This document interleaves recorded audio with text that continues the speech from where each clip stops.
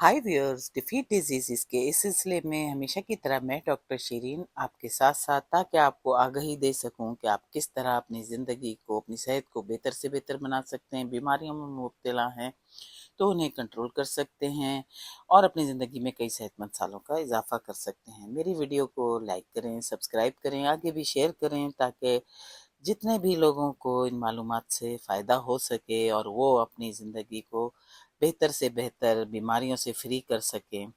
तो ये भी सबकी एक भलाई है, एक छोटी सी नेकी है। मगर मुझे समझ नहीं आता कि लोग जो है वो देखते भी हैं तो लाइक नहीं करते और आगे शेयर भी नहीं करते और सब्सक्राइब भी नहीं करते। ये मेरी बात जो है बिल्कुल अकल से बाहर है कि अगर कोई ऐसा काम जिससे कि मालूमात का सफ़र आगे से आगे चले, उसे क्यों लोग माने समझते हैं। चलें, आज मैं बात करती हूँ दिमागी सेहत के बारे में।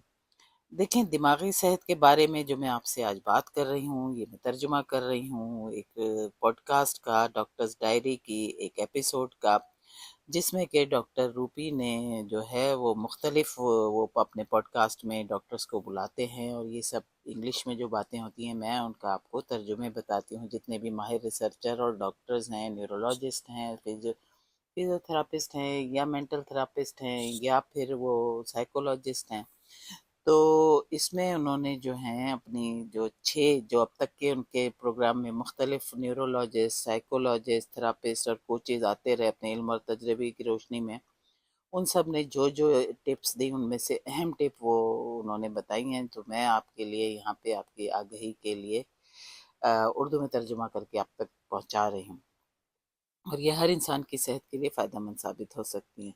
तो वो कीमती तजावीज़ जो आपकी ज़हनी तंदुरुस्ती के सफ़र में चिराग राह साबित होंगी, वो हैं कि अपने जो जज़्बात हैं, जो भी जज़्बा है उसे नाम दें और तस्लीम करें। जब भी आपको कोई शदीद या परेशान कुन जज़्बा महसूस हो, जैसे गुस्सा, घबराहट या उदासी, तो उसका नाम लें। अपने आप से या किसी करीबी शख्स से कहें, मुझे अभी बहुत घबराहट हो रही है या मैं गुस्सा महसूस कर रहा हूँ।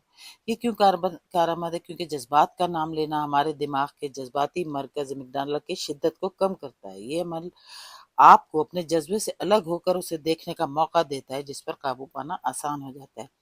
फिर है डीप ब्रीदिंग, सांस पर तवज्जो का अगर आप ज़्यादा भी नहीं कर सकते, कम से कम 1 लम्हा 1 मिनट आप अपनी सांस पे तवज्जो दें।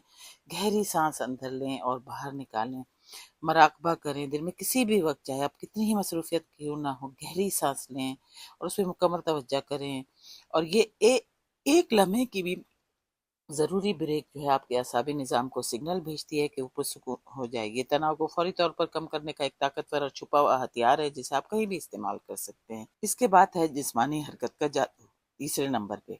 तो रोज़ाना 20 से 30 मिनट की वर्जिश जैसे तेज़ चहलकदमी आपके दिमागी सेहत पर हैरान कुन असरात मरतब कर सकती है।